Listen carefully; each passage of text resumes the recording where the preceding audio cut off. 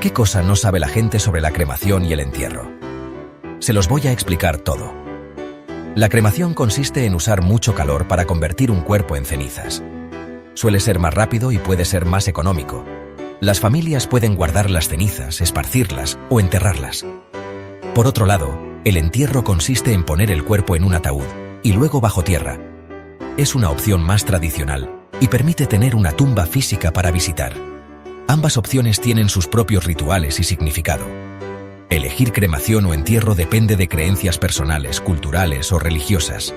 Así que ahora ya saben las diferencias básicas entre la cremación y el entierro. Compartan lo que piensan en los comentarios.